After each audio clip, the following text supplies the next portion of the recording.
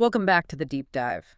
We're doing something a little bit different today. Yeah, quite a bit different, actually. Right. Usually we take a really wide-angle lens, looking at industry trends, macroeconomics, or maybe the future of sustainable aviation fuels.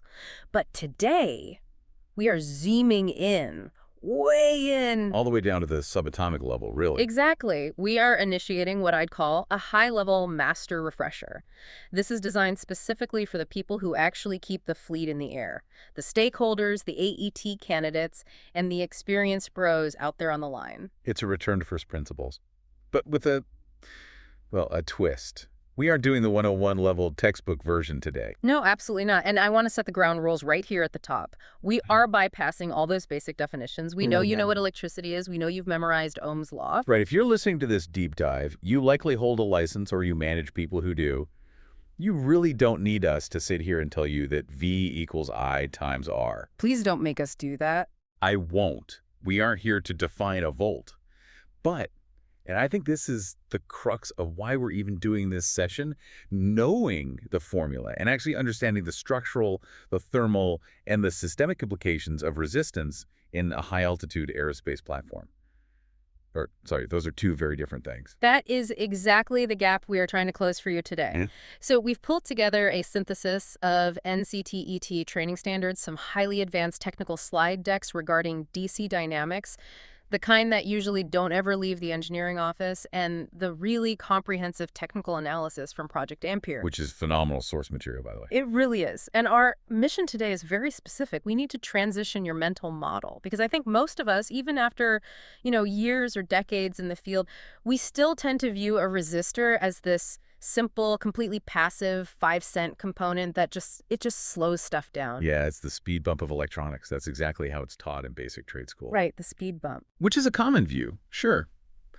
But we need to start seeing them as the logical gatekeepers of avionics safety, because they really are the critical link in everything, from those clunky legacy generator control units on a DC-3 to the most modern, highly integrated digital flight decks on a Dreamliner. So, setting the tone here. This is a masterclass session. We are cutting all the fluff. We want a really high signal-to-noise ratio today. We're going to look at the deep patterns, the latent failure modes, and those exact regulatory standards that keep quality assurance managers staring at the ceiling at 3 a.m. I'm ready when you are. Let's get into the lattice. Let's do it. Let's start with the physics, but again, not the textbook version. I really want to challenge the standard definition right out of the gate here. When I was in training, the analogy was always water. Oh, always water. Right. Resistance is a kink in the garden hose. Or maybe they tell you it's just friction, like dragging a heavy box across a rug. The water analogy is, look, it's fine for day one. It helps a brand new student visualize flow. But for an avionics technician or an engineer who's actually looking at failure analysis, it's actually kind of dangerous. Dangerous how? Because it completely hides the violence of what is actually happening inside that component. Violence. That's not a word you usually hear associated with a little passive component. But it is absolutely a violent process. You have to understand the quantum reality if you want to understand why these things randomly fail at altitude. Resistance is effectively a collision. Okay, break that down for me. So you have charge carriers, your electrons, trying to move through a conductive material. But that material isn't just an empty hallway. It has a rigid structure. A crystal lattice. Paint the picture for me then. Because usually when we look at a schematic, we just see that little zigzag symbol. We don't think about the physical reality. Imagine a massive, incredibly crowded ballroom. The people standing shoulder to shoulder on the dance floor are the atoms of the metal. So that's your copper, your carbon, your nichrome, whatever the material is. They are the ions. And here is the absolute key. They aren't standing perfectly still. Because of heat. Exactly. They are vibrating. Ambient thermal energy makes them wiggle and bounce around. Now imagine you're an electron, and you are trying to blindly sprint across that crowded room. I'm going to hit people, a lot of people. You're going to smash into them constantly. That right there is resistance. It is the physical manifestation of those electrons violently colliding with the vibrating ions of the conductive material. It's highly kinetic. It's chaotic. And crucially, the material itself isn't perfect. It has what physicists call scattering centers. Scattering a center. That almost sounds like military terminology. It essentially is an obstacle course. You've got impurities in the metal alloy, structural defects from manufacturing, grain boundaries where the microscopic metal crystals meet. All of these act as physical barriers.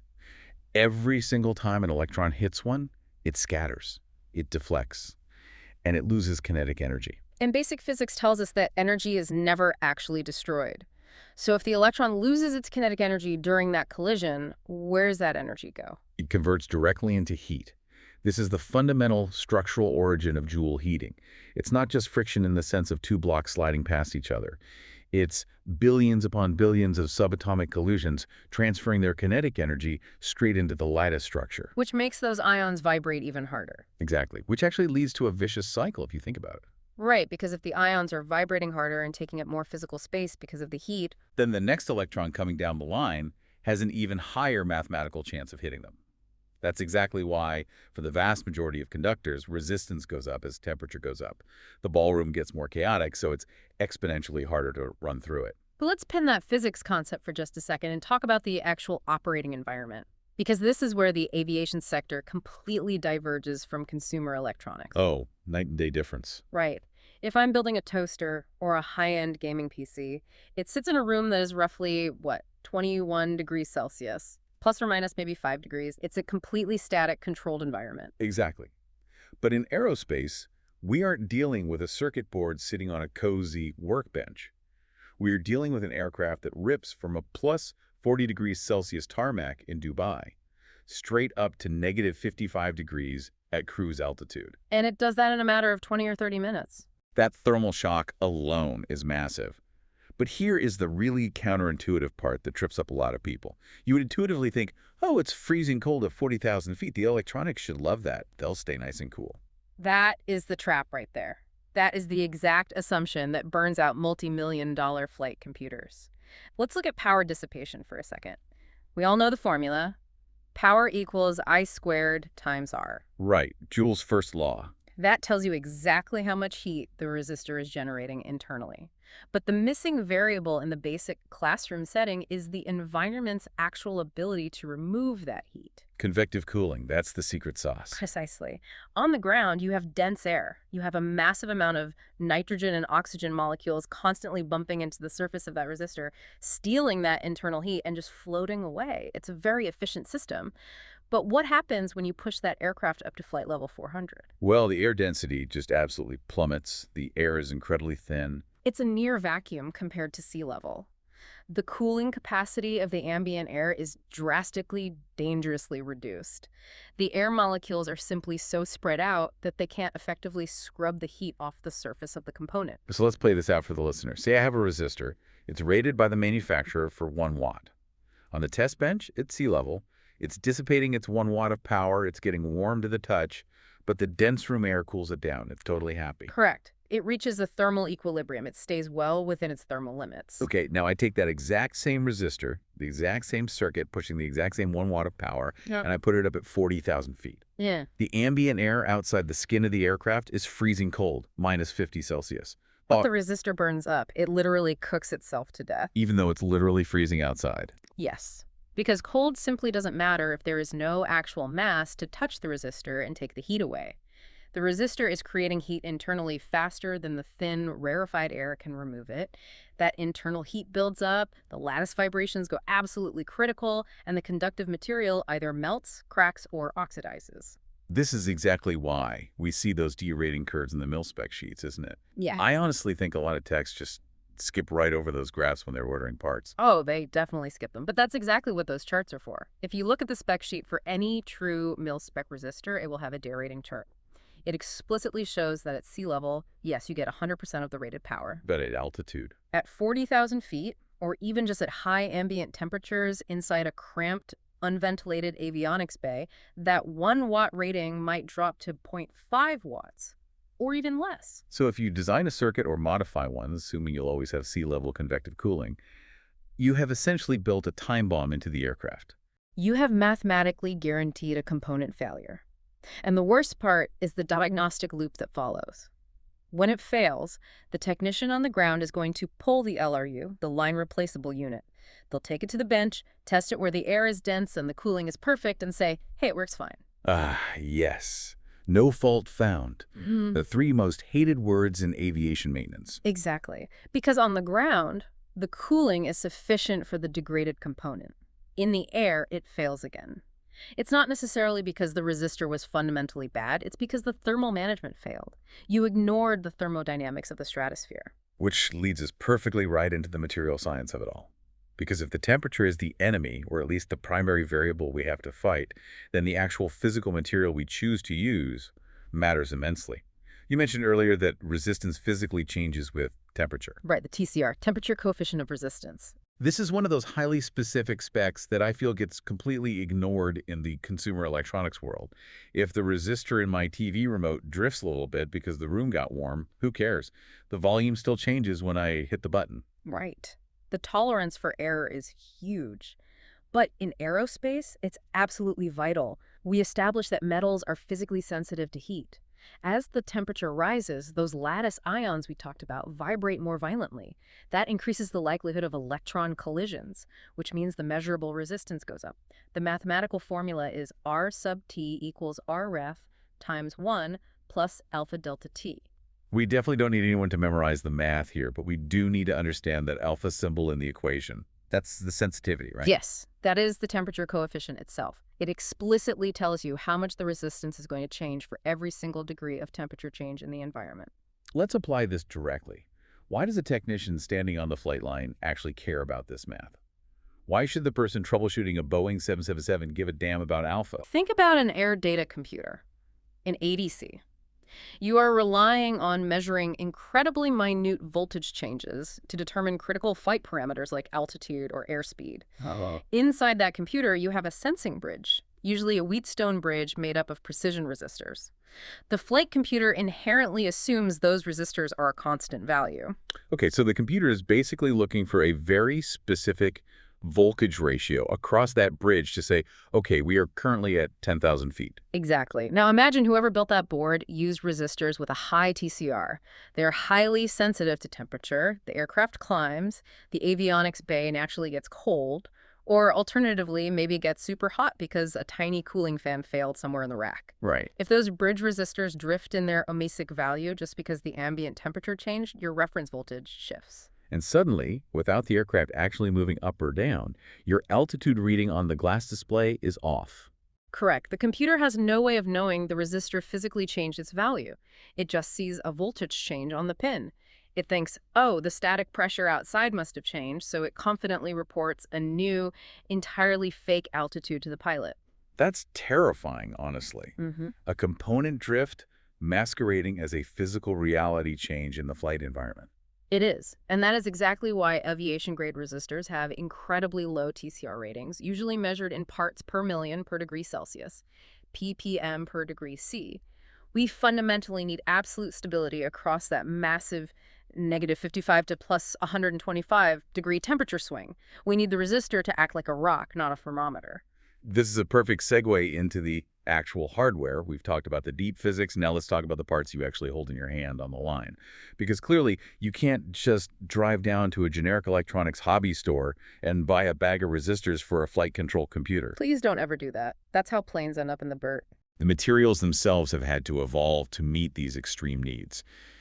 If we look back at the really legacy aircraft, the DC-3s, the early jets, even some older 747 systems that are still flying, we saw a massive reliance on carbon composition resistors, the MIL PRF 39008 standard. Ah, the old brown slugs. If you've ever worked on vintage gear or old radios, you definitely know them. They look like little dark brown cylinders of mud. What were they actually made of internally? They were pretty crude by today's standards. It was essentially finely crushed carbon powder, heavily mixed with a resin binder, basically a specialized glue, and then pressed hard into a solid cylinder. Why did the industry use them for so long if they were so crude? They had one really major advantage, and that was thermal mass.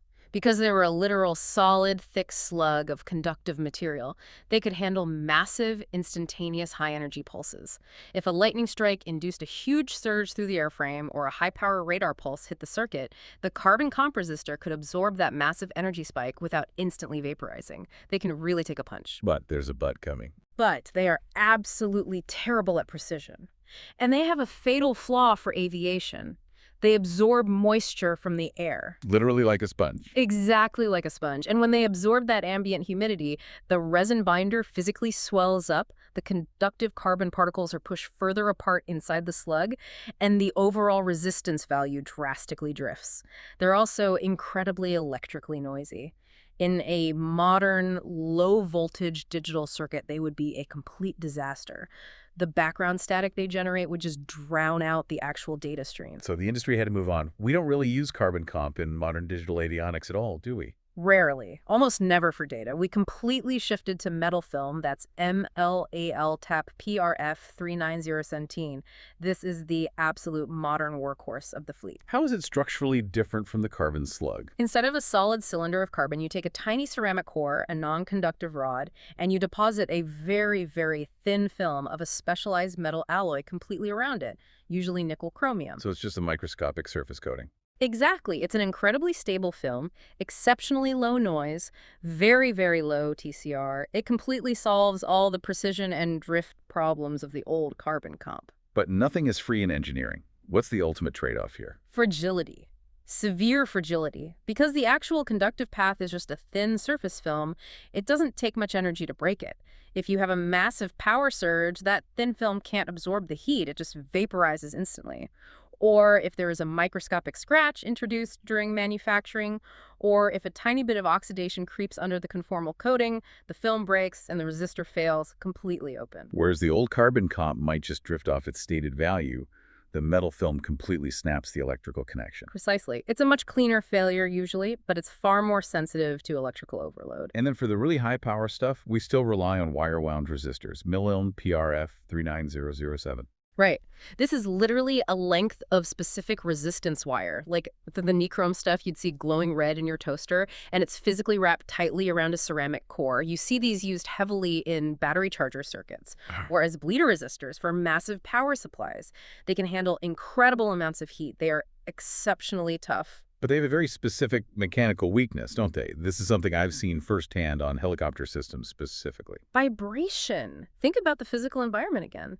You have a long, stiff piece of wire physically wound around a hard core. Under the intense, continuous, high-frequency vibration of a jet turbine or a heavy helicopter rotor transmission, that wire essentially acts like a microscopic guitar string. It vibrates. Leading to metal fatigue. Exactly. Metal fatigue. Eventually, the wire simply snaps from the stress, or the microweld point where the wire actually meets the metal end cap fractures. It's a purely mechanical failure that leads directly to an electrical open circuit. So really knowing the material tells you the most likely failure mode before you even pull out a meter. If I'm troubleshooting a vintage weather radar and I see a carbon comp, I should immediately check for value drift. If I'm looking at a heavy power supply on an Apache helicopter and I see a large wire wound, I should immediately suspect an open circuit caused by shear vibration. Exactly. You are diagnosing the physics of the environment, not just tracing lines on the circuit diagram. You really have to think like the material. Now let's talk about the secret code. I absolutely love this part of the deep dive because it makes you feel like you're reading the Matrix when you look at a parts bin. When a regular tech looks at an illustrated parts catalog and sees a number like RCR20G101S, they usually just pick out the resistance value and move on. Right. They see the 101 and think 100 ohms. But you see statistical failure rates. That S at the very end of the part number. That is arguably the single most important letter in the entire alphanumeric string. Break it down for the listeners. What does that S actually mean in reality? This indicates the established reliability, or ER, failure rate. This is a concept entirely unique to military and aerospace-grade components. In the commercial world, you buy a batch of parts, and you just hope they work. In our world, the component manufacturer has to mathematically prove through incredibly rigorous, continuous batch testing exactly how often that specific part fails per 1,000 hours of continuous operation. It's a literal statistical guarantee of performance. It is, and there is a strict hierarchy to it. It's a logarithmic scale of component quality. Let's walk through the actual levels. We've got M, P, R, and S. Right. Level M is the absolute baseline for ER parts. It signifies a 1.0% failure rate per 1,000 hours of operation. 1%. That honestly sounds, well, it sounds really high for aviation. For our industry, it's terrible. Think about it. If you have just 100 resistors in a single black box, statistically, one of them is going to fail every 1,000 flight hours. That's completely unacceptable for a primary flight computer. You'd have planes dropping out of the sky or diverting constantly. So we step up to level P. Level P drops the failure rate down to 0.1%. Much better. Then level R. Level R takes it to 0.01%. Now we are actually getting somewhere safe. And finally, level S. Level S is the absolute gold standard in the industry. That represents a 0.0001% failure rate per 1,000 hours. That is an incredibly, almost unfathomably tight tolerance for failure. It has to be. Think about how many individual discrete resistors are soldered into a modern triple redundant flight control computer. We're talking thousands upon thousands. If you use level M parts for that build, statistically, you are absolutely guaranteed a critical failure in a relatively short operational window.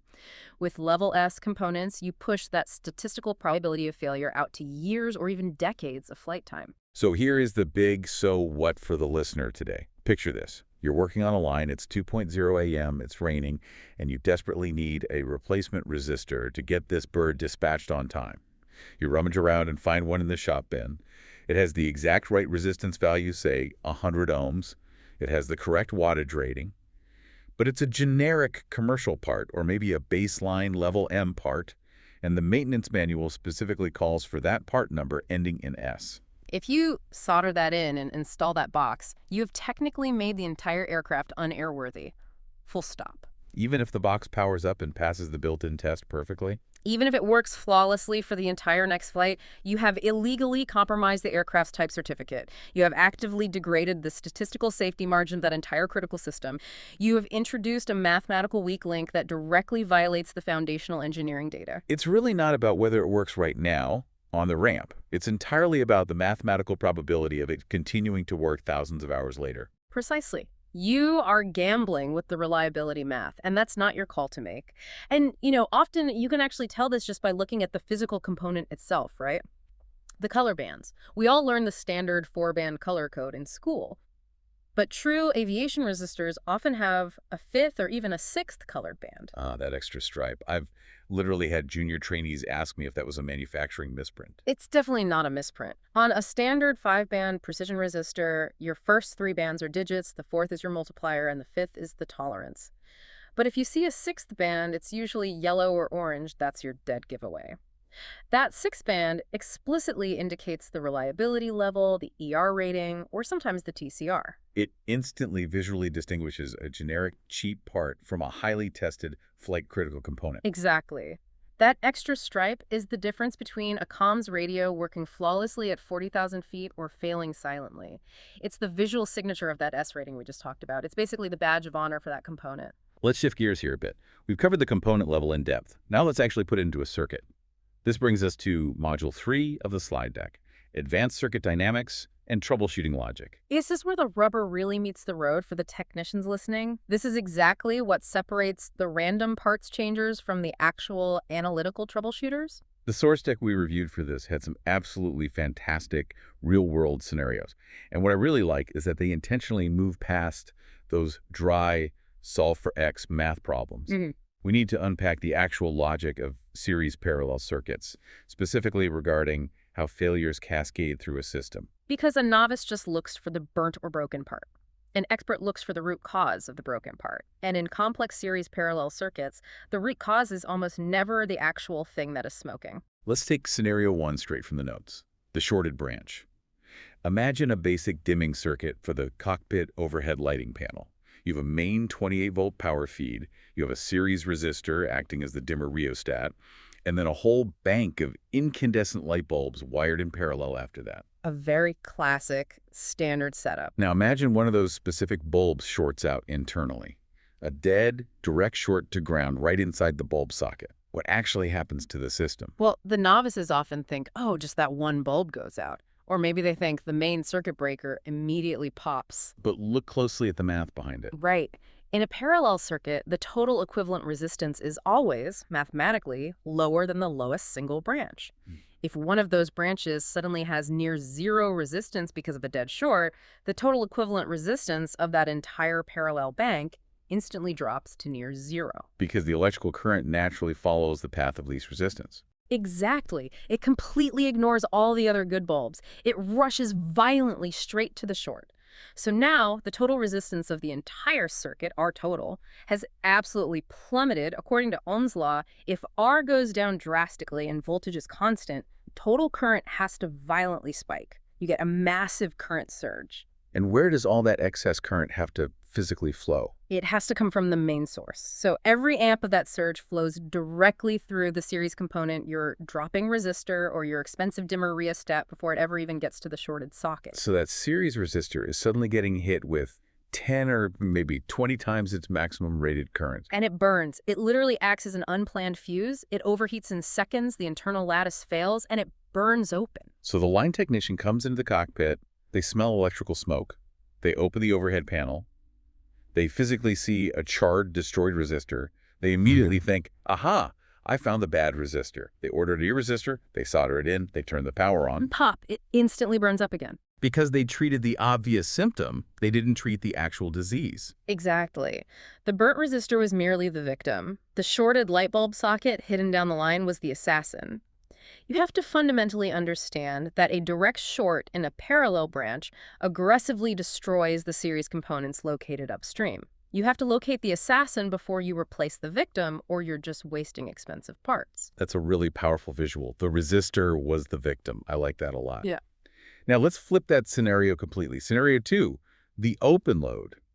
This one constantly confuses people who rely way too heavily on their digital multimeter without actually thinking about what physical property they are measuring. Oh, the ghost voltage scenario. This specific pitfall happens all the time. It leads to so many perfectly good flight control computers being yanked and sent to the depot for no reason. Let's say you have a standard 28-volt DC bus feeding a series dropping resistor, which then directly feeds power to a flight computer.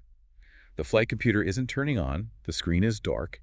You grab your meter, you put the black probe on a good airframe ground, you put the red probe immediately after the series resistor, right at the input pin to the computer. So you are directly measuring the voltage arriving at the pin. And your meter clearly reads 28 volts. So the technician naturally thinks, well, I have good voltage. The series resistor is clearly passing power. The power is reaching the box. The computer itself must be completely fried internally. But the computer isn't necessarily fried. It might just have a blown internal input fuse. It presents as an open circuit to the system. Right, and here is the underlying physics of that trap. If the circuit is open, say, broken right inside the computer's power supply, there is absolutely no current flowing through the wire, 0 amps. And returning to Ohm's law, V equals I times R. Exactly. If I current is mathematically 0, then V, which represents the actual voltage drop across that series resistor, is also forced to be 0.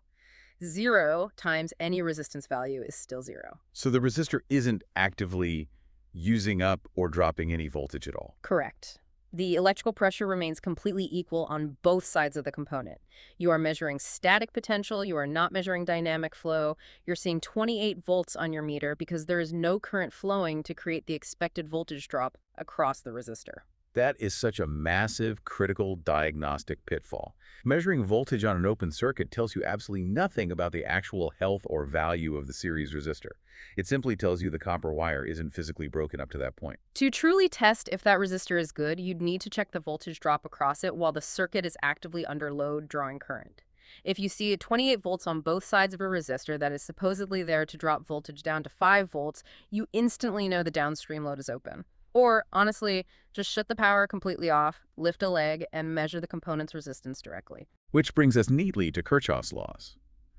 I feel like half the audience's eyes glaze over the second we say that name out loud.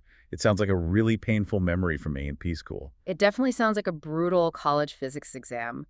But it's actually the most deeply useful conceptual tool in your entire mental troubleshooting toolbox. But KVL, Kirchhoff's voltage law, and KCL, Kirchhoff's current law, they aren't just abstract academic concepts to memorize. They are highly practical troubleshooting tools. They are accounting tools. That's honestly how I try to teach it. It's just balancing a ledger. Explain that analogy. Take KCL first, the current law. It simply dictates that the total current entering any electrical junction must perfectly equal the total current leaving it. It's exactly like plumbing. If you have 10 gallons of water entering a manifold, and it splits into 3 separate pipes, the water actively flowing in those 3 outbound pipes better mathematically add up to exactly 10 gallons. And if you measure it and it only adds up to 8 gallons, Then you have a massive leak somewhere. which, translated to aviation electrics, means you have a short to ground. Exactly. If you have a primary distribution bus feeding 5 different avionics systems, the total current leaving the battery and entering that bus must perfectly equal the sum of the currents leaving to run those 5 systems. If you have a disparity, if you have significantly more current leaving the battery than your known loads can possibly account for, you have a hidden leak in the wiring harness. You have a latent short chafing against the airframe. And KVL, the voltage law.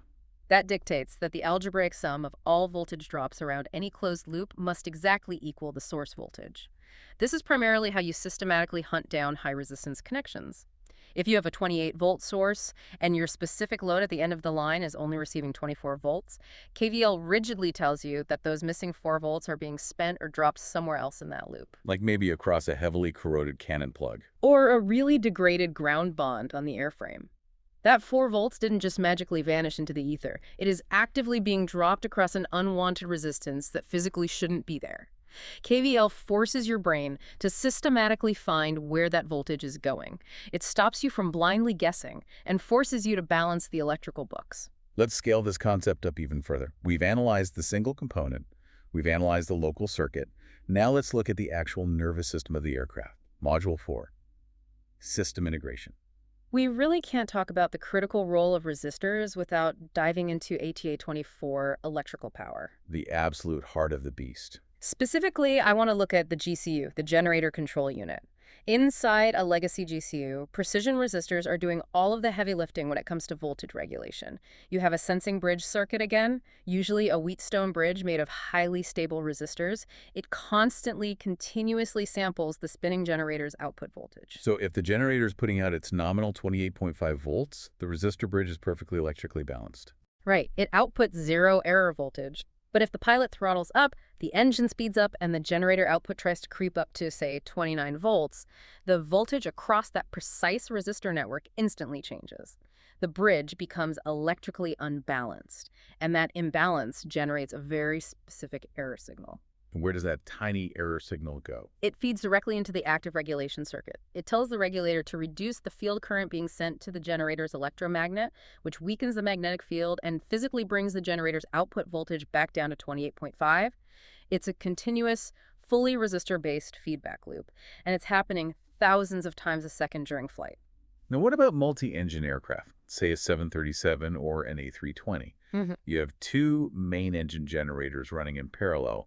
You obviously don't want one generator doing 90% of the work while the other idles. That's where active load sharing comes in. You have specific components called equalizer resistors. They're often just referred to as current shunts on the line. They continuously measure the massive current physically coming out of each generator. How do those separate systems actually talk to each other to balance it out? If generator 1 is suddenly pulling 100 amps to feed the galleys, and generator 2 is only pulling 20 amps, a small, highly readable voltage differential develops across those specific equalizer resistors.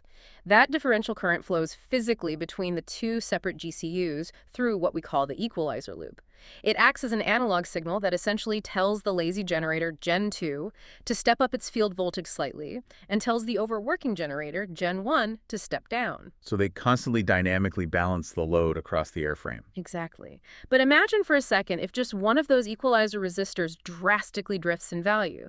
Imagine it got saturated with heat over years of operation, and its resistance shifted permanently. The underlying math of the entire loop changes. The GCU is suddenly receiving fundamentally bad analog data. It mathematically thinks it's carrying much less load than it actually is in reality, so it might continuously push its generator to take on more and more load, eventually overheating the windings, while the other generator runs completely cold. You get a massive, potentially dangerous load imbalance caused entirely by a microscopic resistor drift. Let's move from the power plant right into the cockpit. ATA 34, navigation and avionics. specifically looking at modern glass like the Garmin G1000 suites.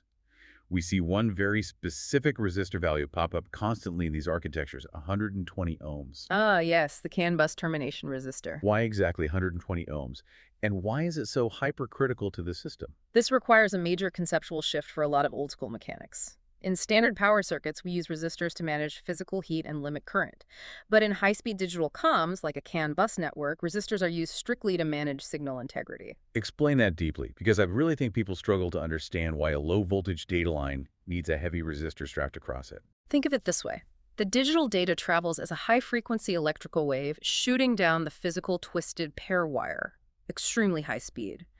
When that electrical wave hits the absolute physical end of the copper wire, if there is nothing there to electrically stop it or absorb it, it literally bounces. Just like a physical wave of water hitting the concrete wall of a swimming pool. Exactly like that. It reflects right back down the wire in the opposite direction. And that rogue, reflected wave violently collides with the new incoming data packets that the computer is trying to send. It creates massive electrical noise. It entirely corrupts the data stream. So the receiving computer just sees a wall of garbage data. Total packet loss. So that 120 ohm resistor is specifically chosen because its resistance value is perfectly matched to the natural electrical impedance of that specific twisted pair wire. It physically acts like a massive sponge placed at the end of the pool. It fully absorbs the kinetic energy of the data wave, so it physically cannot bounce back. So if that little 10-cent termination resistor breaks off due to vibration, your entire G1000 high-speed data bus can completely go down, or even worse, it becomes highly intermittent. You hit a bump, the connection makes, and it works. You hit another, it breaks. You get massive red X's all over the primary flight display. May HRS fail warnings screaming at the pilot, all because one single termination resistor failed to stop the digital echo. That's incredible when you frame it like that. It's not about restricting power at all. It's practically about acoustics. Electrical acoustics, yes, exactly. You are literally tuning the transmission line to prevent echoes. Let's look at another critical system, ATA-22. Auto flight, the autopilots. Here, resistance is fundamentally about physical position. We're talking about the servos that actually move the cables. When the autopilot computer commands the aileron to move, it absolutely needs to know precisely where the aileron physically is in the airstream. Did I move it 5 degrees, or did a gust of wind push it to 10 degrees? It needs continuous real-time feedback. It relies on a potentiometer, a variable resistor directly, mechanically connected to the control surface or the servo arm. As the surface physically moves, the internal wiper arm of the potentiometer moves back and forth across a fixed resistive carbon track. This actively changes the resistance, sending a highly precise, varying voltage back to the flight computer. It's basically an analog voice saying, I am currently at exactly 10 degrees trailing edge up. Right. Now imagine that potentiometer gets internally dirty from years of dust. Or, more commonly, the resistive carbon track physically wears completely out in the one specific spot where it sits for 90% of the flight, the dead center cruise spot. You get localized electrical noise on a signal.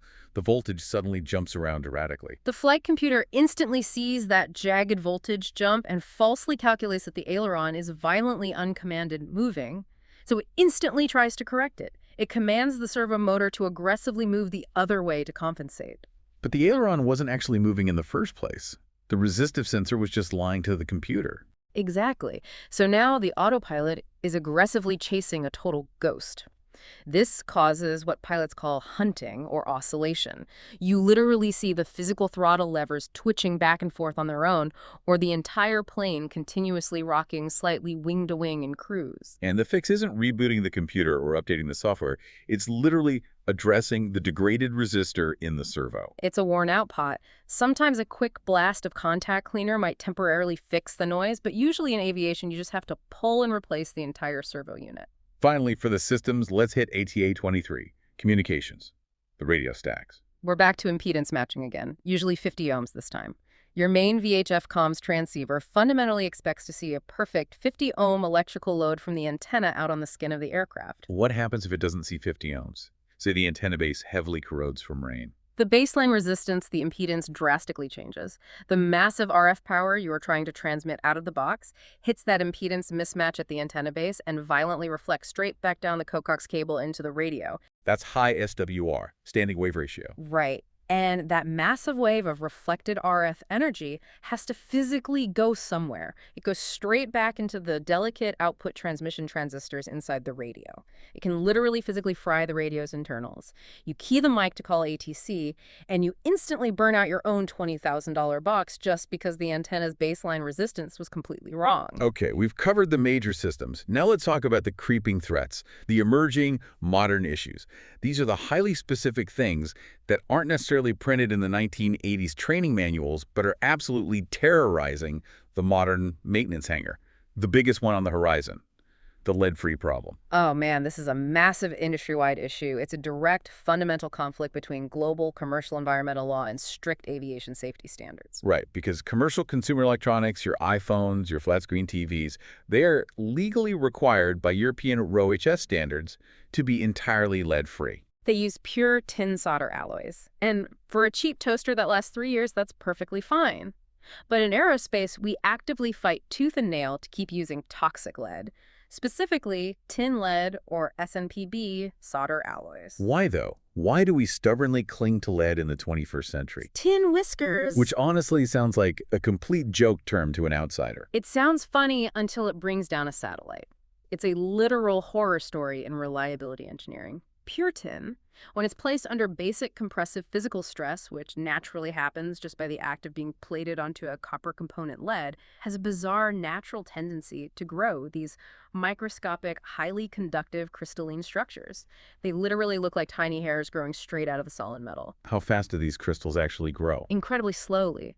But over years, in a sealed box, they can grow millimeters long, easily long enough to physically bridge the tiny gap between two adjacent pins on a high-density microchip. And they're fully electrically conductive. Highly conductive. If a random tin whisker slowly grows and bridges a live 5-volt power line directly to a sensitive data line inside a primary flight management computer, you instantly have a catastrophic hard short. And this just happens completely spontaneously. Spontaneously, silently, and totally unpredictably. It could happen 5 years or 10 years after the specific part was manufactured. That is exactly why we have incredibly strict military standards, like IPC JSTD 001ES. If we are absolutely forced to use a commercial off-the-shelf component that was manufactured with pure tin leads, we have to legally perform a process called solder dipping. What does that actually entail on the bench? The techs literally dip the component's leads into a boiling bath of molten lead solder to physically strip and replace or heavily coat the pure tin. Yeah. The introduction of lead physically stops the internal stresses that cause the whiskers from growing. It chemically poisons the pure crystal growth process. That sounds like a remarkably high-effort manual mitigation process just to use a basic chip, but it's clearly necessary. Absolutely structurally necessary. We simply cannot risk a random microscopic short circuit spontaneously appearing out of thin air at 30,000 feet just because of environmental regulation. Next major latent threat, electrostatic discharge, or ESD. We all know we're supposed to wear the grounding wrist strap at the bench, but I really feel like most junior techs think an ESD event means I actively touched the board, I saw a visible blue spark, and the chip let out the magic smoke. That's the catastrophic failure mode. And honestly, that's actually the good kind of ESD failure. Good. That seems totally counterintuitive. Because you immediately know it happened. You see the smoke, you smell the ozone, you throw the part in the trash, and you replace it. No harm done to the aircraft. The truly dangerous, terrifying one is the latent failure. The walking wounded of the component world. Exactly, especially with those ultra-precise thin film resistors we talked about earlier. A static zap from your finger might not have enough raw energy to completely blow the thin metal film wide open. Instead, it might act like a microscopic lightning strike and just vaporize a tiny microscopic section of the film edge. So the conductive path just gets a tiny bit narrower. Which mathematically drastically increases the resistance. Now, the resistor hasn't totally failed open, but its highly engineered tolerance has permanently shifted.